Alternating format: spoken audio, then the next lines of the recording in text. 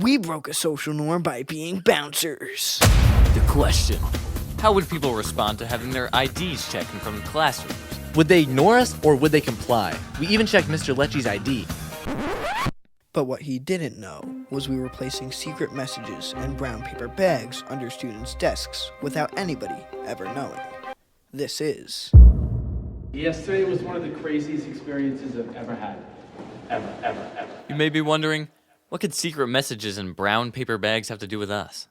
Well, for that, we'd have to start at the beginning.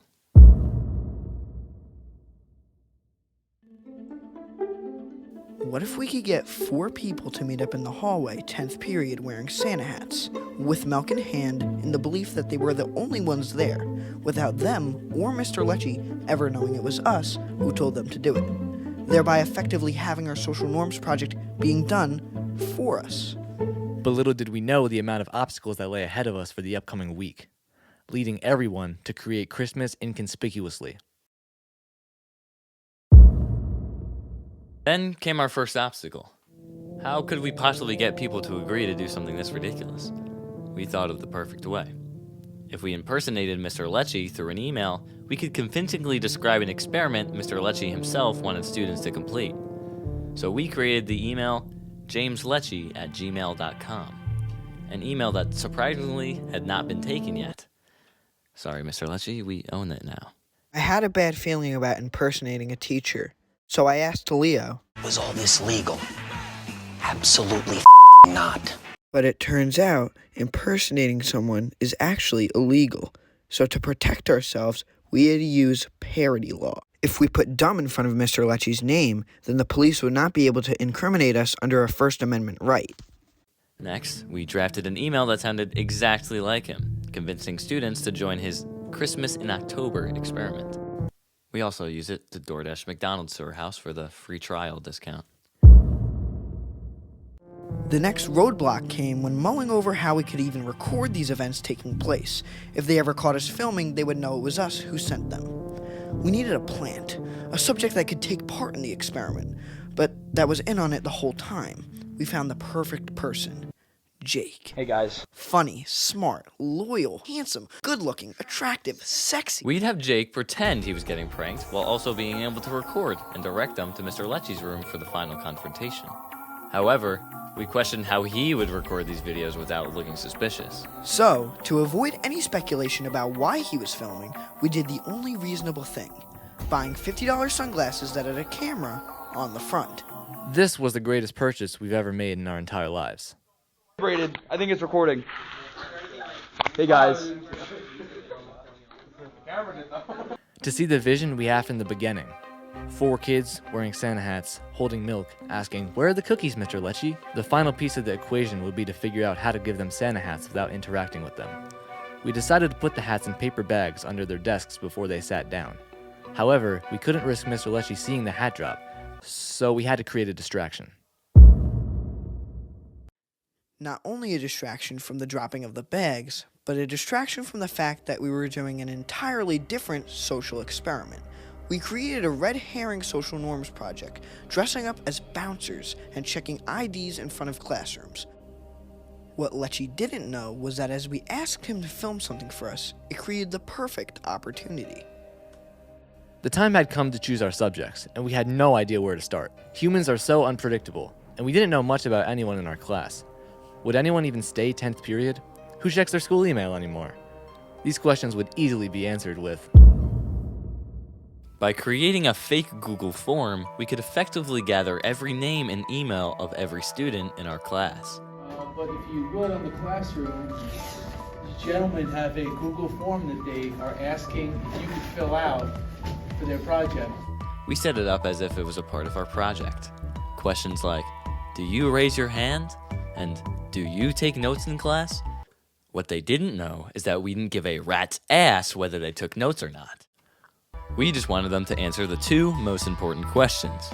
How often do you come 10th period? And how often do you check your school email? Now that we had the inner workings in place, we had to make a schedule.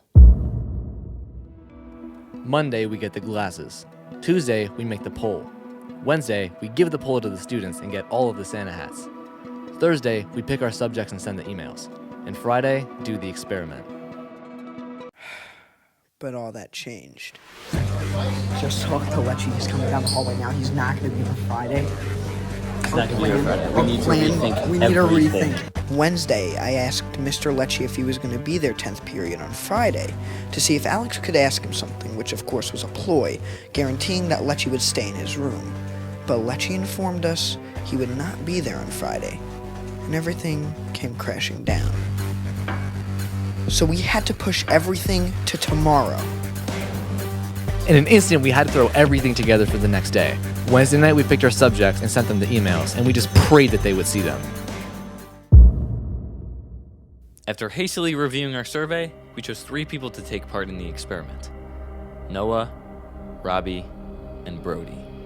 Noah and Robbie, we thought, were the most likely to check their email, but maybe not as likely to commit to the experiment. However, we needed a third option who we thought would be 100% committed, even if it meant they never saw the email. Brody seemed like our best option, as I feel like he would do this without us ever even telling him to. So, after some quick edits, we sent the emails, leaving a bead of sweat on the send button. But then, the unthinkable happened. After only 10 minutes, Noah responded, in full belief that it was Mr. Lecce getting her to do an experiment. However, she said she couldn't do it. This sent us into a state of panic. We needed to replace her spot, so we looked back at the survey and saw Morgan was the only other person to say she checked her email every day. So we sent it, even though Alex had a feeling that she might catch on to our scheme. After a few hours, we had a response. Alex was right. She was onto us. This sent us into a state of mega panic. All that we could do was hope it would work out. As the hours went by, those were the only responses we got for the rest of the day. Now, we needed a new way to get students to participate in the experiment. So, we had the idea of putting cards describing everything they had to do and place it on their chairs with the bags, saying it was a message from Lecce. It's currently 12:38 a.m. I am sitting in my kitchen, cutting out note cards for tomorrow's class. These will be placed on their desk without them even knowing it was us. But what about Jake's period?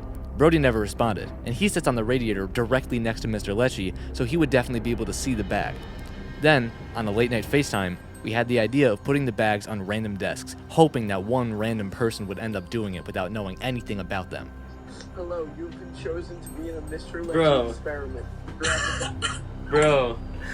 Bro, we put it on a random desk. What? Then, the day finally came. It's game time. We're bouncers this morning.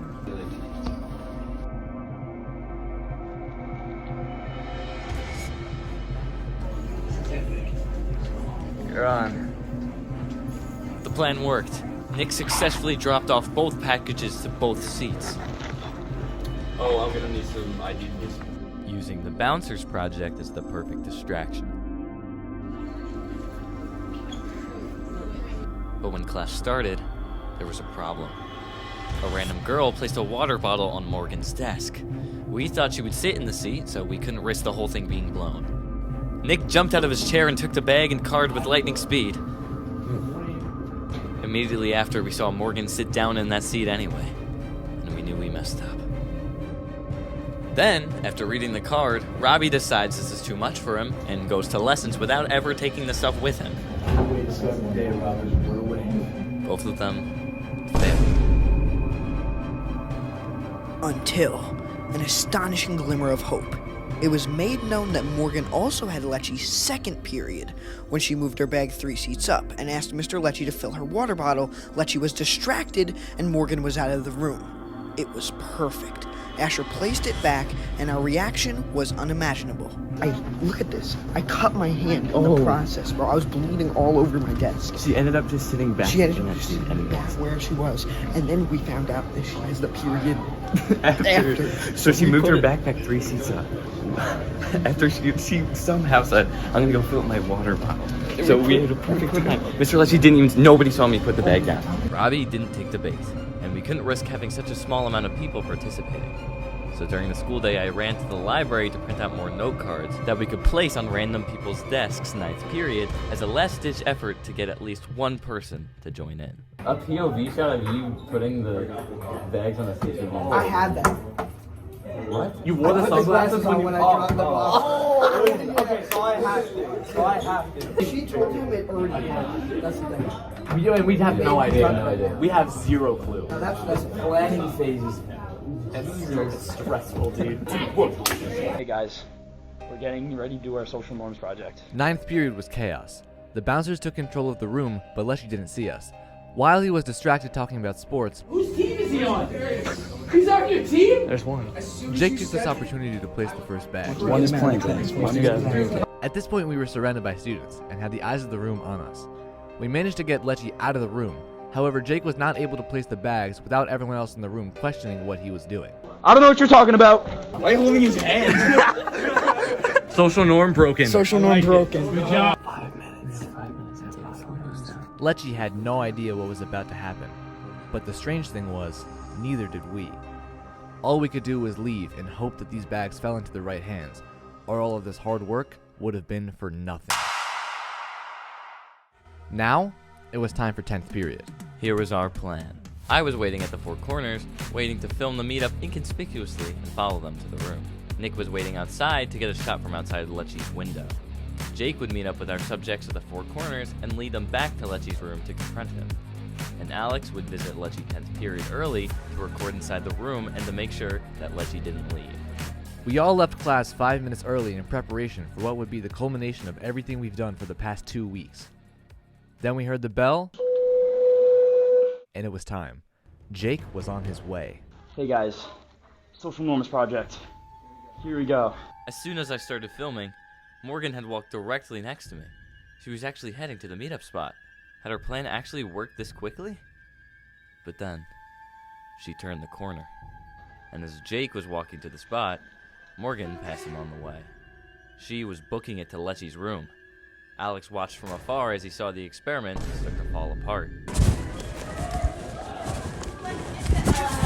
Morgan had entered Lechy's room before the experiment had even started. As he ran around panicking, Jake arrived at the rendezvous. And now we wait. And now we wait. But as minutes went by, I started to lose faith in humanity. I realized this experiment was one of the worst ideas we have ever created. How stupid could we have possibly been to make an experiment so ridiculously convoluted so that nobody would even show? But just as I thought that, my heart sank. Yes, sir. From the clearing of students arrived this kid, holding a bag with a Santa hat and a carton of milk. I watched in complete bliss as he rested the hat upon his beautiful head. We had done it. We had this kid break a social norm for us without them ever even knowing we told them to do it. Alright, let's go. The next part of the plan had begun. Jake and this kid were on their way to Lechy's room for the confrontation. All we could do now was watch it unfold.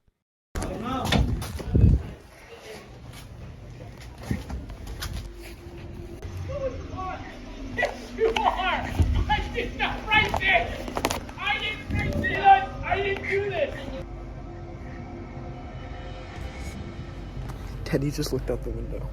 I got caught. What are you guys doing? Everything went horribly wrong. Oh no. What was the plan? What was the plan? Wait. Do one of you want to be on it? Yeah, I'm gonna be in on Okay, it. hold on. Can I make some cash? $2? Frick yeah. This is doing a voice memo. You're gonna walk into Mr. Lechy's room. That's all I'm gonna tell you, okay? I don't know how I'm gonna get my phone back.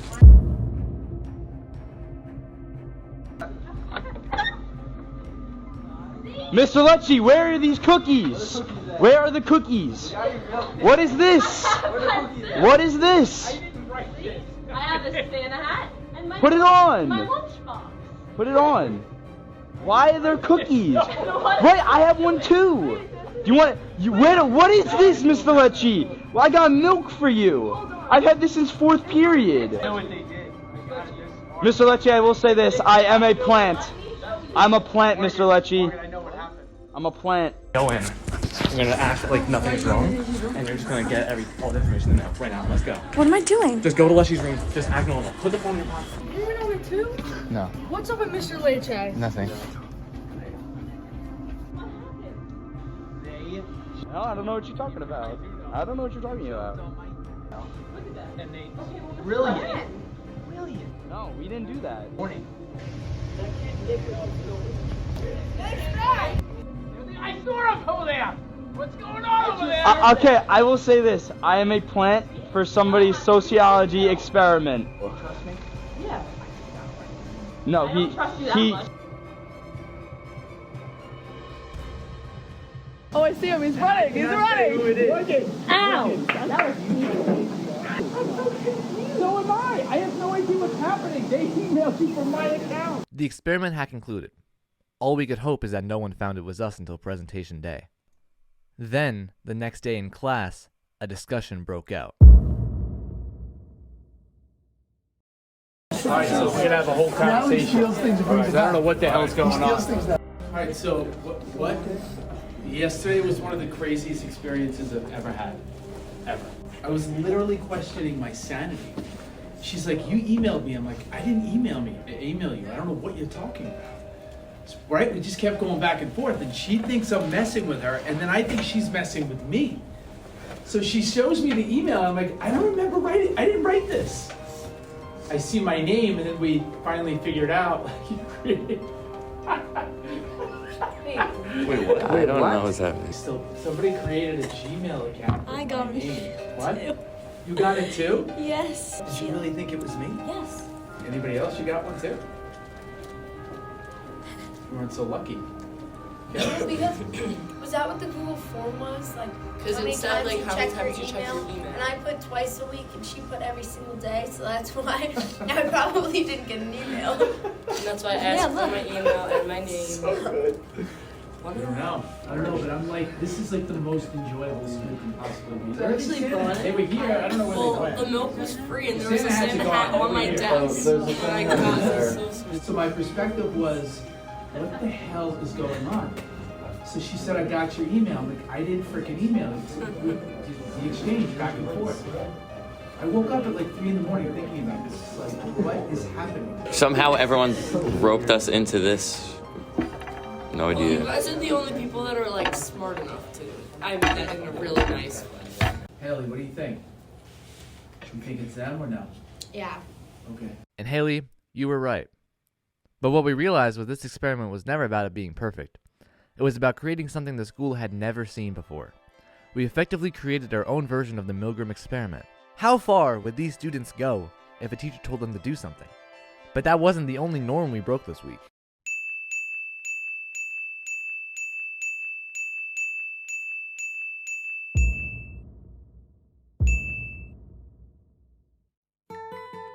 It was a bona fide success. Everyone was confused. We got this kid to break a social norm while impersonating a teacher. Nick did get caught, but that's okay, because we still love him. The scenario was almost impossible, but after all of our hard work, we got as close as we could to making this scenario become a reality. Seeing all the smiles, the joy, and this kid is what made it all worth it. The only question was, where are those cookies?